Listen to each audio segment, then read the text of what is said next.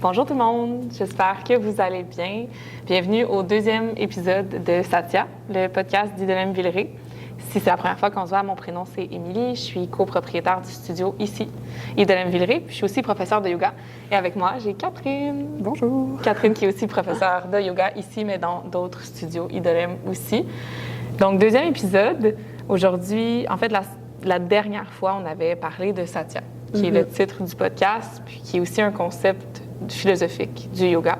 Puis aujourd'hui, on avait envie de continuer à discuter de philosophie, puis de parler des yamas. Les yamas, qui est le premier ashtanga, la première branche du yoga. Donc, le yoga a 8 membres, si on veut. Puis les yamas, c'est la première branche. Donc, les yamas. Oui. On se lance dans l'éthique relationnelle aujourd'hui. Pas un petit thème quand même. Non, c'est un gros thème, puis un peu comme on discutait il y a quelques minutes, c'est un gros thème, puis c'est aussi important, puis je me suis posé la question à savoir pourquoi est-ce que c'est la première branche. On peut l'appeler la roue, l'arbre. Je pense que dépendamment des traditions, ça peut porter plusieurs noms. Parce que toi, tu le vois comme une roue. Ouais. Les ashtangas, OK. Ouais. Intéressant. Un peu, moi, je l'ai appris comme la roue antique. OK. Pour les gens qui sont moins familiers avec le vocabulaire du sanskrit, ashta, ça veut dire 8, puis anga, ça veut dire membre ou branche. Donc, ashtanga, comme l'a si bien dit Émilie, c'est le premier, les yamas, de 8. Ouais. J'ai envie de nommer aussi les 4 premiers pour nous situer un petit peu. On a les yamas, qui sont... Comment tu les décrirais, toi, les yamas, vite, là, avant qu'on rentre en... Moi, j'ai toujours compris comme l'éthique relationnelle. C'est une manière d'être au monde, d'être avec les autres. Oui, oui. C'est comme ça que je le comprends. C'est assez un synonyme. Moi, tu vois, je l'avais appris comme règle de conduite sociale. Oui. Ce qui se ressent beaucoup... Je pense juste que le mot « règle ». Oui, peut-être règle est un petit peu trop... Ensuite, on a les niyamas, qui, je vais commencer avec le mot règle, mais règle de conduite morale. Donc là, on entre un petit peu plus par l'intérieur. Ouais. Ensuite, on a les asanas, les postures. Ce qu'on connaît. Puis pranayama. Puis là, pourquoi je voulais insister sur les 4 premiers? Puis on en avait discuté aussi déjà. Il y en a 8, mais je considère les 4 premiers comme des disciplines externes. Puis j'ai l'impression qu'après pranayama, on rentre dans des disciplines un petit peu plus internes. Oui. Puis de toute façon, j'ai vraiment le goût qu'on passe à un épisode par branche. Oui, on peut faire ça. Fait on va y revenir à tout ça, parce qu'on a tellement de choses à dire. Puis c'est vraiment... c'est comme les fondations de ce qu'on considère être le yoga. Fait que ça va être full important puis full intéressant d'en jaser. Absolument. Puis voilà. Fait que c'est un peu pour la mise en... Contexte. En contexte. Puis aussi, bien, pour revenir à ma première question qui était... Pourquoi est-ce que c'est la première branche? Qu'est-ce qui fait en sorte que ça a été décrit comme ça? Pourquoi? Je vais te poser la question. Oui. Qu'est-ce que tu en penses? Moi, j'ai l'impression que c'est une gradation aussi. Tu toi, tu parles d'une roue antique. Moi, j'ai un peu toujours compris les 8 membres, les 8 ashtangas, comme une gradation. Fait que peut-être que la première chose à faire, la chose la plus accessible à changer dans sa vie, c'est comment être avec les autres. C'est peut-être un peu comme ça que je le comprends. Je pense aussi qu'on est d'abord dans un monde, avec des gens. Tu sais, on est dans... Je sors la petite philosophe en moi quand je dis... J'aime ça.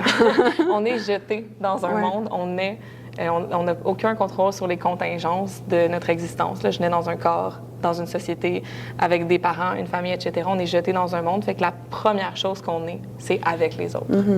Mais je veux dire, on est avec soi-même aussi, mais d'abord, on est avec les autres. On est dépendant de nos parents, notre famille, etc. Fait qu'on dirait qu'il y a comme une logique à commencer par une philosophie relationnelle, une éthique relationnelle. Comme si c'était la base de tout le reste de la pratique des relations, de comment tu vis un peu. Oui, bien c'est aussi une première étape. On est au monde en premier, on apprend à être avec les autres. Après ça, on peut apprendre à être avec soi-même. Après ça, on apprend à habiter notre corps, bouger, respirer. Après ça, bon, il y aura les autres membres qu'on parlera, retrait des sens, etc. Mais je trouve que c'est le plus accessible peut-être. Pas nécessairement le plus facile, mais le plus accessible parce qu'on est toujours dans une société avec des gens, avec des autres. Oui. Qu'est-ce que t'en penses? J'aime beaucoup, j'ai accroché sur ce que tu as dit quand tu as dit on apprend à être avec les autres, ensuite on apprend à être avec soi-même. Puis tu sais, ici, on parle de yoga, on parle de pratique personnelle qui est un peu comme un cheminement là, qui est sans fin. Là. Ça peut être... je pense qu'il y a même assez de matière à réflexion juste dans les yamas pour que ce soit un travail de vie rendu là. Ouais. Carrément. Puis quand tu as dit on apprend à être avec les autres, ensuite avec soi-même, dans un contexte yoga, ça me parle beaucoup parce que, disons que je suis dans ma pratique de yoga, je m'assois pour méditer. Bien, si mon esprit va dans tous les sens, si je suis pas... On a parlé d'alignement aussi au dernier podcast avec Satya. Si... J'ai l'impression que c'est des guidelines, les yamas, les niyamas, tu sais, les premières branches. Si tu réussis à apprendre à être avec la société, à être avec toi-même, j'ai l'impression que c'est plus facile après de t'asseoir puis d'être capable d'aller chercher ce qu'on appelle une pleine conscience. Si tu es capable d'aller... du moins travailler une espèce de conscience parce que... Ouais. C'est comme si dans le bruit, genre dans le monde, avec les gens, etc., tu arrivais à te recentrer. Ouais. Après ça, c'est plus facile d'être avec toi-même. Oui. Puis quand tu dis que c'est un peu une gradation, bien, c'est la base, puis c'est ce qui t'amène... Oui. Qui peut être appliqué dans ta vie de tous les jours à l'extérieur de ton tapis de yoga, mais qui peut aussi être appliqué dans le contexte aujourd'hui, sur ton tapis. Je suis vraiment d'accord. Oui. Oui. Donc, les yamas. Moi, je dis yamas, je le mets au pluriel. Yamas, yamas. Je pense que les deux, je pense que je dis les deux, ça dépend peut-être. Oui. Ben, en tout cas, on ne chiendra pas sur la prononciation. Il y en a 5. Oui. Il y en a 5. Je vais les nommer, puis après ça, on va y aller un par un. Satya, on en a déjà parlé dans le dernier podcast, fait que j'imagine qu'on va y aller un petit peu plus rapido. Mais bon, je vous les nomme. Ahimsa, qui est la non-violence. Satya, la vérité. Asteya, qui est ne pas voler. Brahmacharya, qui est la limitation de l'énergie sexuelle. Et finalement, aparigraha, qui est la non-accumulation. Après, on va passer un par un parce que je pense qu'il y a des manières différentes de les traduire. Absolument. Mais commençons par Ahimsa, qui est le plus important, je pense. J'ose dire. Je suis d'accord. Qui est le plus... Je seconde. Oui. Good. On commence sur la même longueur d'onde.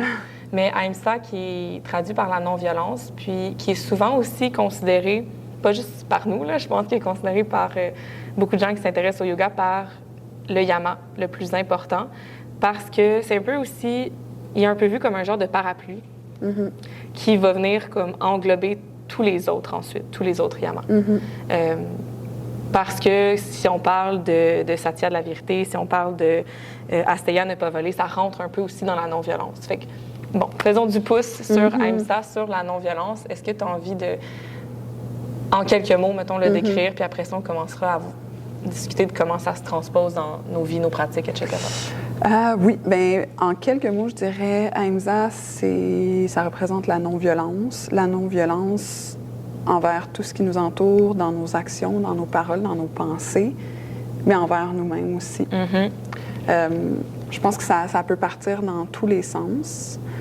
Puis là, je vais juste rebondir rapidement sur ce que je disais, quand la pleine conscience, une paix d'esprit, quand tu veux t'asseoir, quand tu veux pratiquer ton yoga, tu sais, ça va varier d'une journée à l'autre, mais j'ai l'impression que si tu es aligné, puis que tu pratiques Ahimsa, pour moi, du moins, c'est beaucoup plus facile.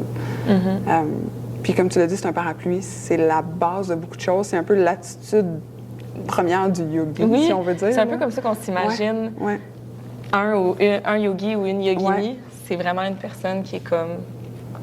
Tu sais, on dirait qu'il y a comme une attitude, une façon d'être au monde qui est très comme douce, bienveillante, justement non violente. Oui. Tu parlais un peu de Ahimsa. En fait, j'ai envie qu'on parle de Ahimsa dans notre pratique de yoga. Puis je pense qu'on va faire quand même du pouce sur ce qu'on a dit un peu la semaine dernière la dernière fois, dernier épisode. Si vous nous avez écouté la semaine dernière. C'est ça. Dernier épisode quand on parlait de Satya, parce que j'ai l'impression qu'on en a parlé un petit peu, mais Ahimsa dans ta pratique de yoga. Ahimsa dans ma pratique de yoga, c'est J'ai l'impression que c'est un peu cliché ce que je vais dire, là, mais c'est un mot qu'on répète souvent en yoga, mais c'est l'ego, un peu. Puis je pense même qu'on en a discuté là, à notre dernière... Je pensais à ça. Fait que c'est pour ça que j'ai dit qu'on allait faire du pouce sur ce qu'on a déjà dit. T'sais, si tu réalises de tuer l'ego à 100%, je ne crois pas. Dans la société dans laquelle on vit, je sais pas, je pense pas, mais c'est une opinion. Mais moi non plus. Mais c'est sûr et certain que c'est un beau guide à garder en tête. Une fois que, quand tu as pris le temps de méditer sur la question, sur la définition, sur ce que ça veut dire pour toi, moi, à Aimsa, ça m'a permis d'écouter beaucoup plus mes limites dans mes pratiques de yoga. Beaucoup. Ouais. De m'amener plus loin, mais d'une façon plus saine. Ouais. Puis quand on parlait de violence envers soi-même, c'est aussi, tu sais, c'est mental de pas s'en vouloir si tu vas pas aussi loin que ce que tu voudrais ou de pas se comparer. Puis c'est physique aussi, pour se protéger. Fait que c'est comme ça que ça se traduirait dans ma pratique, je dirais. Oui. Mais moi aussi, il y a beaucoup de choses que tu as dit que c'est vraiment similaire pour moi. La dernière fois, quand on parlait de satya, de la vérité, d'honnêteté, dans ma pratique, je disais que j'ai été consciente des limites de mon corps vraiment rapidement. Puis Ahimsa m'a permis de respecter. C'est dans ma pratique de respecter ces limites-là, mais aussi de les approcher avec bienveillance. Oui. Puis, tu sais, pas d'être fâchée quand mon corps ne me permettait pas de faire quelque chose. Encore à ce jour, il y a tellement de choses que j'arrive pas à faire, puis je suis comme... Qu'est-ce que tu veux que je fasse autre que juste l'accepter puis pas me juger? Fait qu'il y a vraiment une composante pour moi bienveillante. Ça, c'est envers moi-même, mais c'est aussi, tu sais, les yamas, c'est envers les autres. Ouais. Fait que quand j'enseigne aussi, bon, là, on dépasse de ma question, là. C'était sûr que ça allait faire ça. On aime ça. C'est nos moments préférés. Quand j'enseigne, oui, c'est ça. J'essaie tellement de créer cet espace de bienveillance, même quand on est dans le feu, quand on est dans comme dans un flow super actif, super dynamique, super... Si ça y va pas, ça y va pas. Bien, l'utilisation, puis ça aussi, je crois qu'on en a déjà parlé, mais du mot « peut-être ». Tu sais, je pense que c'est un mot qui est très, très, très important parce que c'est pas noir ou blanc, parce qu'il n'y a rien qui est noir ou blanc. Ouais. Puis il n'y a personne qui va au même endroit, au même moment. Ouais.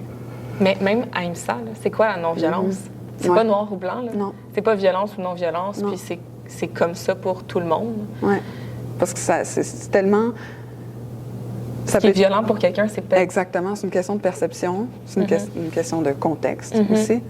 Je veux dire, le moment, l'époque où ça a été écrit, les Hamas, je veux dire, le contexte était différent. Tellement. Tout évolue, tout change. Fait que, ah non, je suis 100% d'accord avec toi.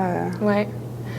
Puis je pense que c'est un peu pour ça aussi que Ahimsa est aussi important, mais aussi difficile à cerner. Parce que, comme c'est ça, c'est pas noir ou blanc, c'est tellement une zone grise.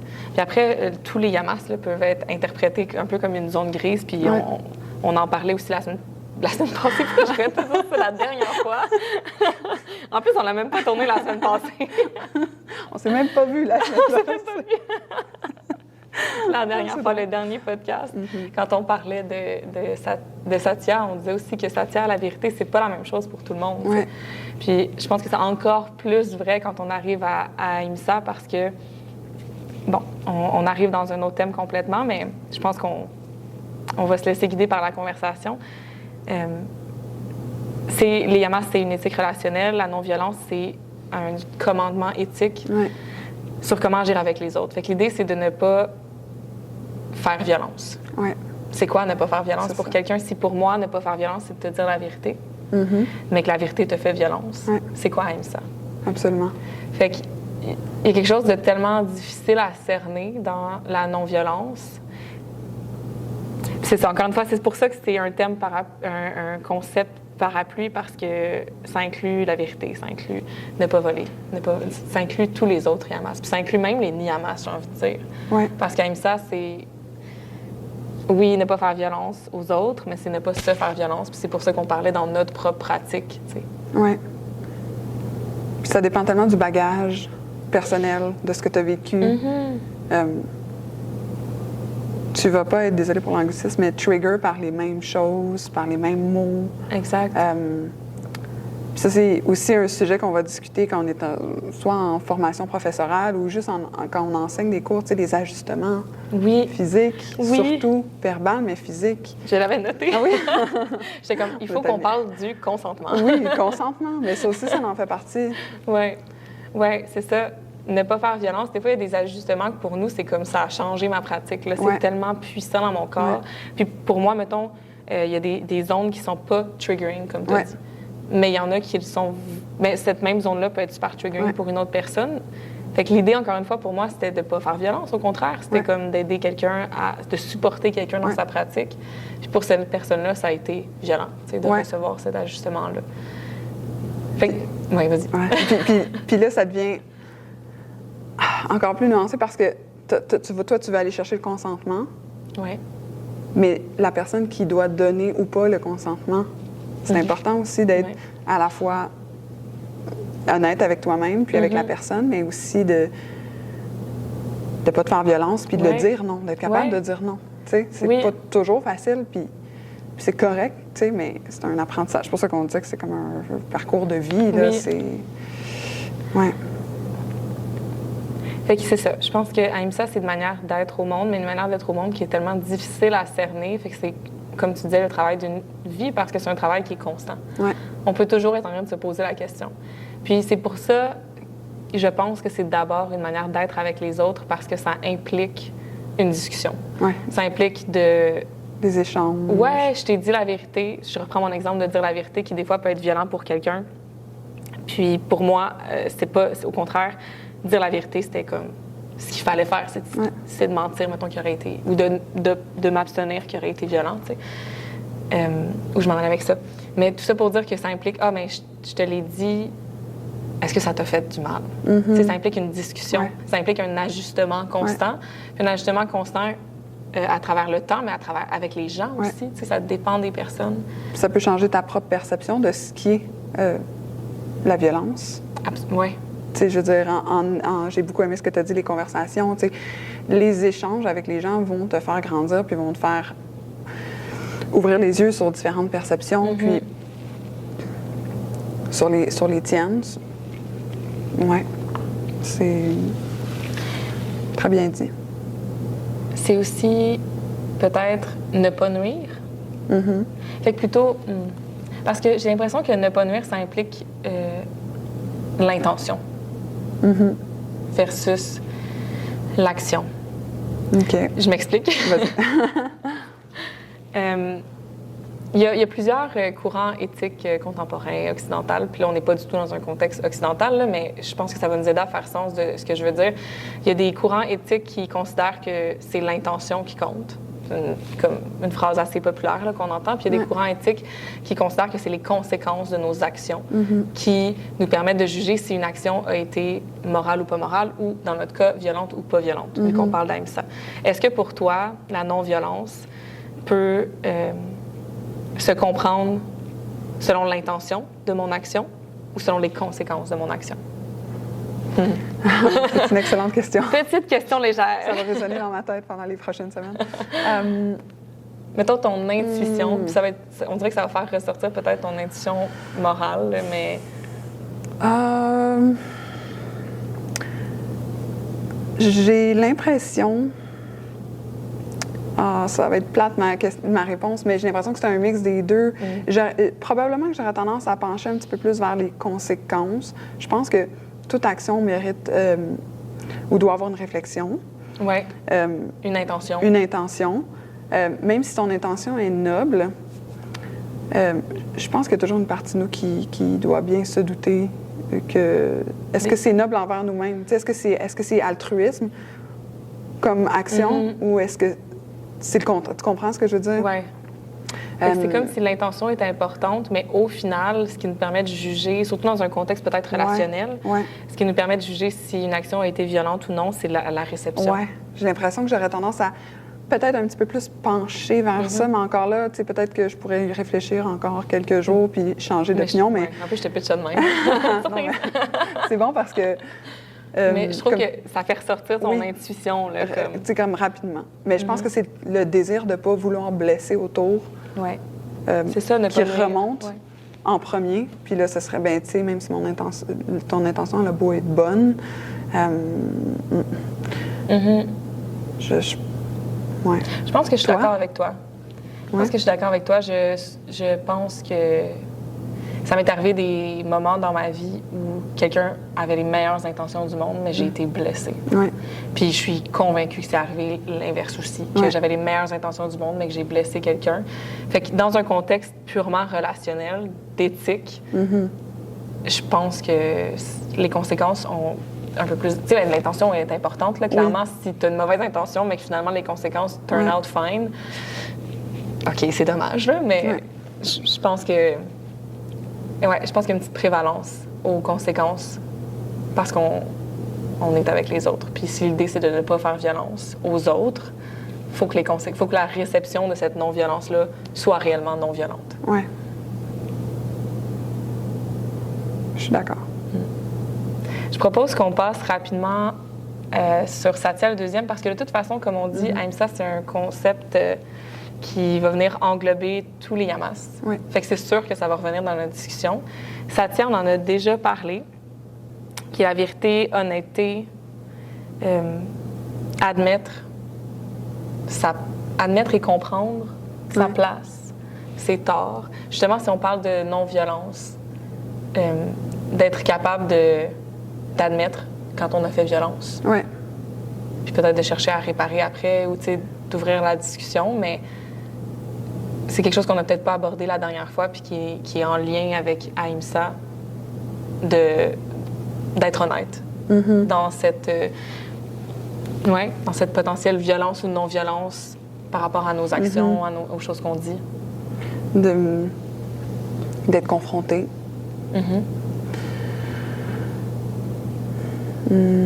Ouais, j'ai l'impression que c'est lié quand même assez intimement. J'ai l'impression que ça va aussi dans tous les sens. On peut vouloir être honnête ou des fois pas vouloir être honnête. Le concept des petits mensonges blancs pour protéger quelqu'un, mais est-ce que c'est vraiment pour protéger la personne ou est-ce que c'est pour nous protéger nous? Mais des fois, c'est pour protéger la personne, mais selon notre propre définition, mettons, de ce qui n'est pas violent, de ce qui ne ferait pas de mal. Mais là, ça tient entre en jeu, puis il y a peut-être personne d'autre autour de toi va savoir que tu vas raconter ce petit mensonge-là pour protéger la personne. Rien dit. Parce que rien dire, c'est aussi ne pas dire la vérité. Oui, 100%. Mais tu vas toujours avoir ça dans ta tête à toi. Est-ce que ça va créer aussi des dommages collatéraux, si je peux dire? Des conséquences. Des conséquences. Lequel qui prévaut? La non-violence ou la vérité? Ouf. Pour toi, mettons. Est-ce que tu préfères recevoir une vérité qui va peut-être te faire du mal ou tu préfères ne pas le savoir? Mais, on dirait que dans ce contexte-là, c'est un exemple très précis. C'est vraiment précis. Mais là, je fais juste me revoir puis m'écouter dans la vie de tous les jours. Puis je pense que l'intégrité et l'honnêteté, c'est quelque chose qui sont extrêmement importants pour moi. Ouais. J'aurais tendance à dire ça, mais ça, c'est mon discours de tous les jours. Puis dans tous les jours, on ne réfléchit pas nécessairement tout le temps à une situation très, très précise. Ou des fois, peut-être qu'on aurait pu s'éviter un petit trauma qui nous suit pendant des... C'est ça que je me dis. Parce que moi, je suis comme un dilemme. Puis je pense que je ne sais pas lequel des deux a le plus d'importance pour moi. Je suis vraiment, moi aussi, la vérité, l'intégrité, l'authenticité, c'est quelque chose de super important pour moi. Mais en même temps, une chose que je ne sais pas et qui ne me fait pas de mal, peut-être que je préfère ça pour ma vie. Tu sais, il y a tellement de choses qu'on ne sait pas. Tellement de choses qu'on ne sait pas, puis que je suis contente de ne pas savoir. Est-ce que ça me tout est bon à savoir nécessairement, tu sais? C'est ça. Tu sais, puis je parle pas de connaissances, là, je parle vraiment comme de relations avec les autres, genre. Parce que c'est sûr que pour ce qui est de connaissances, en tout cas, personnellement, j'aime ça avoir de plus en plus, comme toujours plus de connaissances, mais plus t'en as, plus tu comprends que tu sais pas pour vrai, là, mais en tout cas, c'est un autre sujet, mais on dirait que pour ma vie, en général, je pense que la non-violence, c'est peut-être plus important. Alors, C'est dur. C'est vraiment dur, mais c'est pour ça que je dis dans est-ce que mon les deux vont discours, ensemble? j'aurais tendance à dire « Ah, vérité, je veux savoir », mais au final... C'est peut-être parce que on a peut-être la misère à décider parce qu'on considère que de dire la vérité, c'est de ne pas faire violence. Fait qu'à ce moment-là, c'est difficile de choisir entre les deux parce que les deux coïncident. Ouais. Passons maintenant au troisième. Yamas, on a parlé de Ahimsa, la non-violence, de Satya, la vérité. On a comme un peu conclu en se disant que c'était, pour nous, très rapproché les deux. Ouais.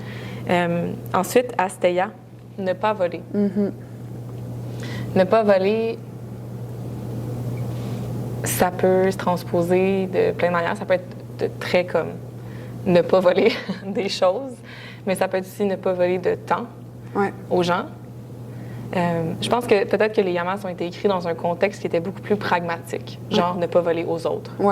Je pense que ça dépasse Absolument. ça. C'est un concept philosophique. Là.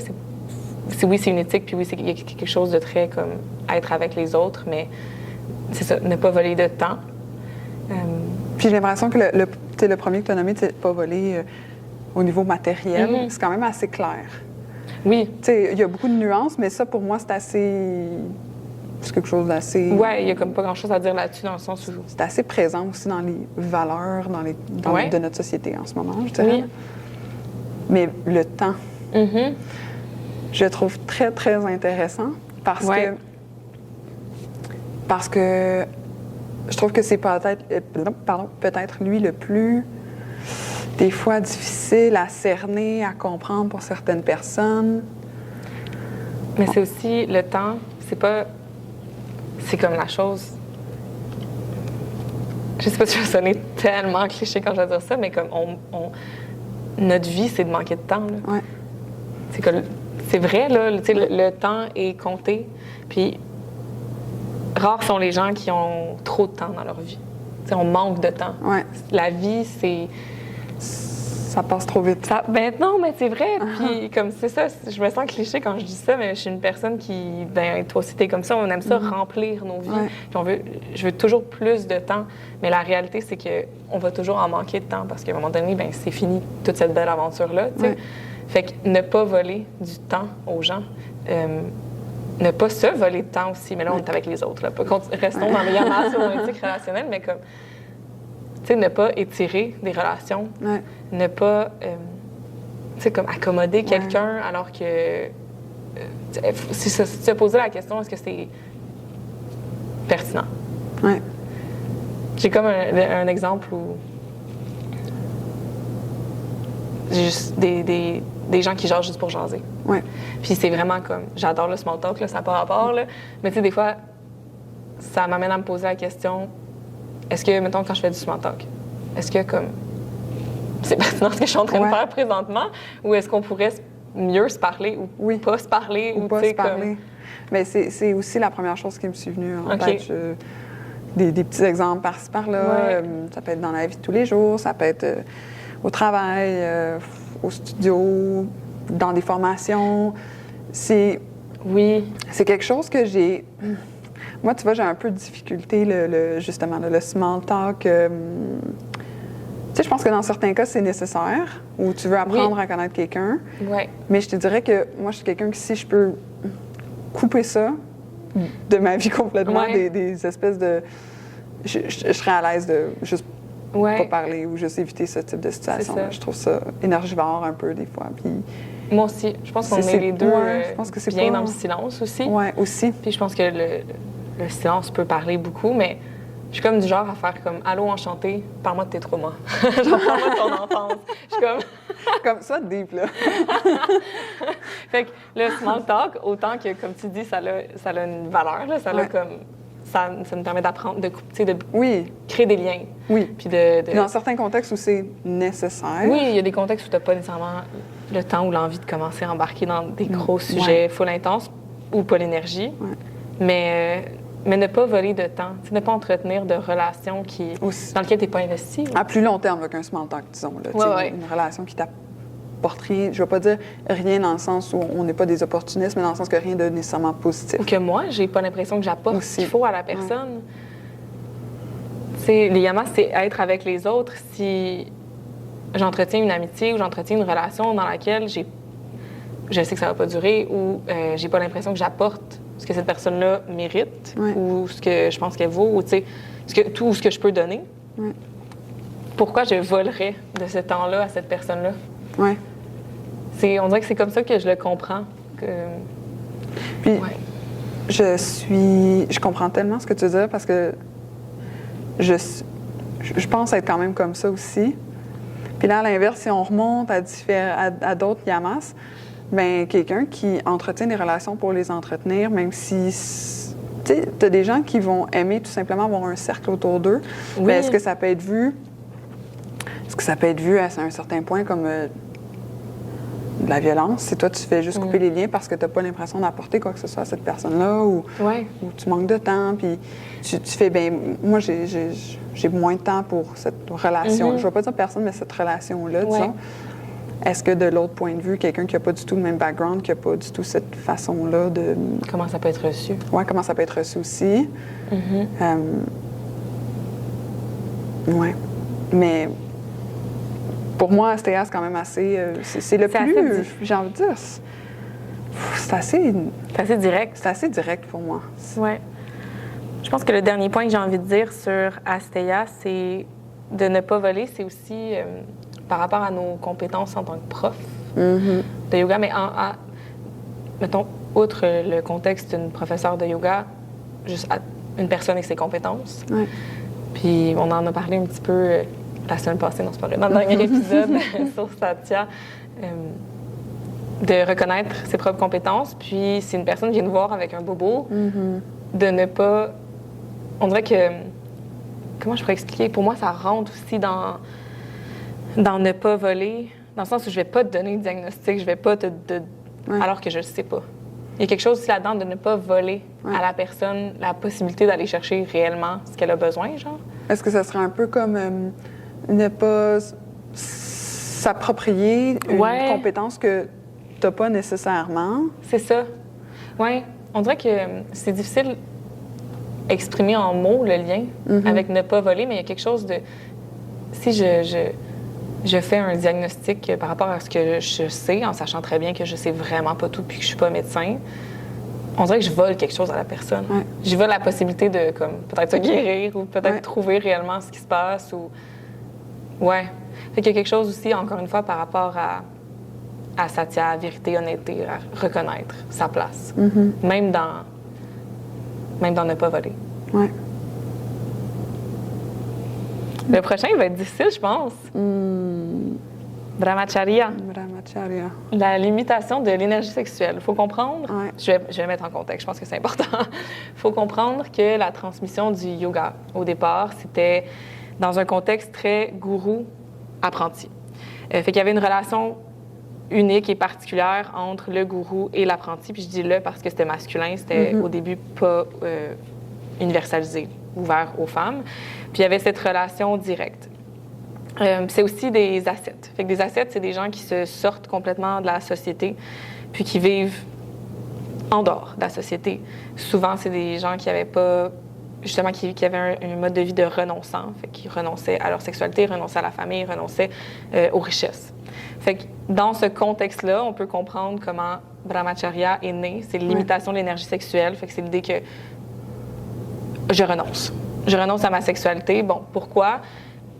À travers comme l'hindouisme puis les différentes traditions, il y a cette idée de pureté et d'impureté. C'est vraiment des notions qui sont importantes dans l'hindouisme. Puis le yoga, c'est une tradition hindouiste, fait que ça prend sens aussi dans ce contexte-là. Puis bon, le rejet, tous les rejets, que ce soit sang, sperme, tous les liquides, tout ce qui est associé souvent au corps, c'est vu comme impur.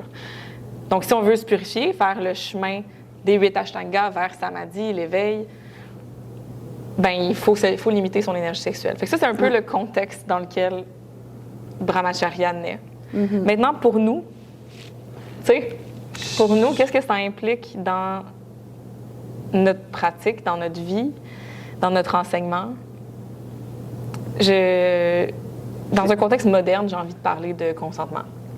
Consentement, j'avais le mot aussi modération.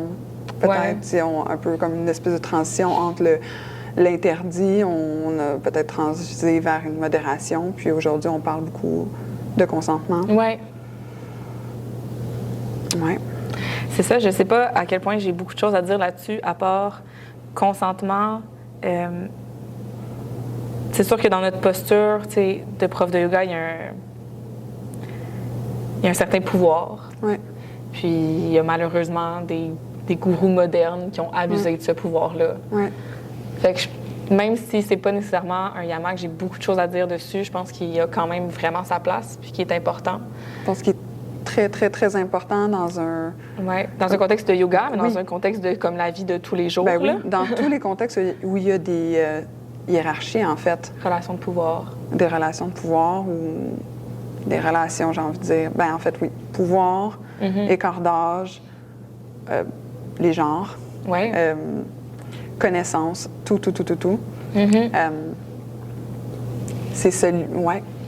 C'est probablement celui qui a le plus changé, évolué pour s'adapter si on veut l'appliquer. Si on veut que ça fasse partie de notre vie, c'est probablement celui qui a dû le plus se transformer pour arriver aujourd'hui pour... C'est sûr que c'est une grosse réinterprétation parce que le contexte est tellement pas le même. C'est ça. Ça ferait pas de sens que toutes les profs de yoga soient des renonçantes ou des renonçants, tu sais, puis que... Parce qu'on vous l'annonce, ce n'est pas le cas. Imagine. Mais encore une fois, je pense que Brahmacharya, on peut le mettre sous le parapluie de non-violence, de Ahimsa. Ça nous ramène toujours au premier, hein? Mais c'est pour ça que je suis comme, il englobe tout. Il englobe tout, puis quand on va parler des niyamas, je suis sûre qu'on va finir par parler de non-violence quand même, parce qu'il pourrait se retrouver dans les deux. Absolument. Le dernier, aparigraha, la non-accumulation. Comment tu le décrirais? Si tu as d'autres mots pour le définir. La façon dont je l'avais appris, c'était ne pas convoiter l'inutile, qui ramène un petit peu à la luxure. Ouais. À plus tu en veux, plus on veut, plus on désire, plus c'est difficile d'assouvir nos désirs, je pense. Je pense qu'on a tous des petits exemples dans nos têtes qui peuvent se présenter. Ça peut être dans notre mode de vie, dans notre mode de consommation, ça peut être dans nos relations. Moi, je le vois un peu comme ça. Mais j'aime ça. On dirait que moi, je l'avais comme plus compris comme la compétition, genre. OK. La non-accumulation matérielle, clairement, parce que si on le reprend dans un contexte plus traditionnel, si t'es renonçant, parce que c'était beaucoup plus des hommes.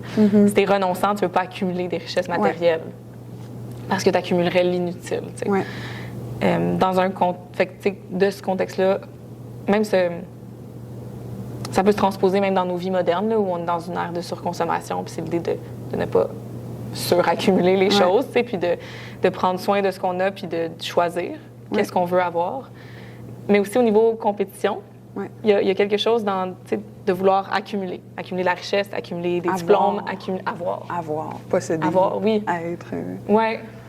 Fait que je l'avais vu comme ça, mais j'aime comment tu le décris. Je trouve que ça fait beaucoup de sens. Oui, c'est un peu ce que je me rappelle quand ça nous arrive tous de tomber dans des petits tourbillons, on veut des choses, on se met à accumuler, on commence à... Quand tu parles de compétition, on va parler des avoirs, c'est quoi tes objectifs, qu'est-ce que tu possèdes dans la vie, qu'est-ce que tu fais, est-ce que ça te remplit pour vrai, tout ce que tu accumules? Puis la réponse, c'est peut-être oui. Non. Je le sais. Mais on est aussi un peu Je pense qu'on a beaucoup de pouvoir, puis surtout quand on se met à étudier des yamas, puis des codes de conduite, nos relations avec les autres, quand on se met à se regarder beaucoup, puis à observer, c'est la beauté de la chose, c'est que ça vient changer nos perceptions parce que ça reste qu'on est à la base, je pense, le produit de notre environnement. La beauté de la chose, c'est qu'on a une conscience, puis on peut avoir du jugement, puis on peut décider de remodeler ça. Ouais. Ça, c'est la plus belle chose, le plus beau cadeau qu'on peut avoir, c'est c'est de s'offrir une conscience du jugement critique, des choix, de s'éduquer. Puis comme tu disais, plus tu en apprends, plus tu réalises que tu en tout cas pour moi, là, plus j'apprends des choses, plus je réalise que je ne sais rien. Plus je réalise à quel point c'est infini tout ce qu'il y a à apprendre, puis que dans le fond, Ouais. c'est juste ça que je sais, Oui. tu sais. Puis, en ne pas convoitant l'inutile, je pense que ça enlève un peu de bruit aussi autour de nous. Ça enlève du bruit. J'aime ça. Mais en même temps, je trouve que ça rime quand même avec un peu ma définition de compétition parce que c'est évidemment être avec les autres. Ouais. Fait que c'est l'idée de ne pas accumuler, ben, c'est de ne pas convoiter l'inutile, c'est de ne pas rentrer en compétition avec les autres. Pas se comparer. De ne pas se comparer. Qui quelque chose bon, qu'on ça. entend beaucoup. Oui, mais à quel point c'est dur Absolument. de ne pas se comparer. Ouais. Est-ce que tu dirais que tu es une personne qui se compare beaucoup? Ou est-ce que tu as été une personne qui se comparait beaucoup? Avant plus, je pense que j'ai fait énormément de chemin, juste via des expériences personnelles, en apprenant des choses, en étant de plus en plus alignée avec qui je suis, en faisant ce que j'aime. Beaucoup moins qu'avant, mais tu sais, comme tu dis, c'est difficile. C'est tellement dur. C'est vraiment dur, mais... Puis tu sais, on en parle souvent, tu sais, dans les cours, on le dit dans les cours, regardez votre attention sur votre tapis, regardez pas ce qui se passe ailleurs. Mais c'est ça aussi, tu sais, c'est tellement direct dans nos vies de se comparer, de... C'est tellement un réflexe. Ouais. C'est un réflexe parce que, je reviens à ce que je disais au début, on est d'abord dans un monde avec des gens. Dans une société qui a des genres de lignes directrices. Ouais. Puis il y a quand même ce désir-là de suivre ces lignes directrices-là pour... Et de performer dans Et de ces performer, lignes, ouais. de fit in. Ouais. Tu sais. Je me suis perdue, j'ai perdu mon idée. Oh non! Mais c'est ça. J'aime quand tu disais que on est dans un monde, mais on a quand même la possibilité de se faire le cadeau. Ouais. Tu l'as amené comme un cadeau, puis parce que c'est un gros travail, là, Ouais. tu sais, c'est pas comme facile. Oui. Là. Ah oui, on parlait de ne pas se comparer. Puis, ouais. Moi, je trouve ça vraiment dur, mais beaucoup moins dur qu'avant. Moi aussi, j'ai fait beaucoup de chemin. Je pense que la dernière année a été tellement thérapeutique pour moi. J'ai tellement travaillé sur ça, sur ne plus me comparer. Mais j'ai été aussi beaucoup une personne qui me comparait à moi-même, là, qui essayait tout le temps de faire plus. Mais c'est difficile, mais c'est tellement libérateur. Ouais. Ouais. C'est pour ça que c'est un gros travail. Mais je pense que ça permet d'être avec les autres aussi d'une manière complètement différente. Oui. Quand tu te compares plus aux autres, il n'y a plus besoin d'avoir ce ressentiment-là Ouais. aux autres. Ton attitude avec les autres change. Tu sais, tu peux juste être contente de ce que les autres réalisent parce que c'est leur réalisation, puis c'est pleinement mérité, puis il n'y a pas de compétition, il n'y a pas de comme... Ça fait du bien d'être heureux pour les autres aussi. C'est tellement le fun. Je pense que c'est vraiment thérapeutique d'être capable de ressentir du bonheur pour soi, Oui. mais d'être capable d'être contente pour les gens autour de toi. Même dans un espace où peut-être que toi, tu as eu un échec, tu sais. Ouais. Je pense que ça a énormément de bienfaits. Je suis persuadée de ça. Puis ça a autant de bienfaits parce que ça nécessite tellement de travail. C'est tellement difficile. Oui, c'est ça. C'est un cadeau de faire du chemin, de travailler là-dessus, mais c'est un cadeau qui n'est pas facile, mais c'est juste incroyable d'avoir la chance de pouvoir faire ça. Fait que les Hamas, c'est un gros travail. Ouais. Un gros travail d'être avec les autres. Première, mettons, concluons. Première branche, puis je disais au départ que c'est parce que je pense que c'est la plus accessible, mais pas la plus facile. Puis je pense qu'on a quand même déterminé que c'est la plus accessible parce que on vit avec les autres, on est constamment, je veux dire confronté, là, mais ça n'a pas nécessairement une connotation négative, mais on est constamment confronté à l'autre, aux autres. Fait que c'est la première étape, mais regardez tout le travail que ça implique. De conscience, de discussion, de remise en question, de ne pas faire violence, de d'être vrai, d'être Ouais. honnête, de ne pas voler, de se limiter soit l'énergie sexuelle ou d'être dans le consentement. Puis finalement, de ne pas accumuler ou ne pas être en compétition ou ne pas se comparer. Ouais. C'est quand même des tu sais, on parle d'une éthique relationnelle, Ouais. mais c'est quand même un gros travail interne et Absolument. personnel. Puis qui est toujours à refaire d'une certaine façon parce que c'est facile de retomber dans ces vieux patterns. Puis ça demande vraiment, là, c'est un travail qui est conscient. Oui, Ouais. absolument. Je pense que c'est le mot de la fin. Ouais. Merci. Merci. Merci de nous avoir écoutés à nouveau. Ouais. Merci Catherine pour ta présence. Merci à toi. Tes wise words, always. On se revoit bientôt pour un autre épisode, probablement sur les Nyamas. Probablement, c'est ce que j'allais dire. Sûrement, la semaine prochaine. La semaine prochaine. Ah! Bravo! Oh, viens ici! Je suis fière de toi. T'es bonne.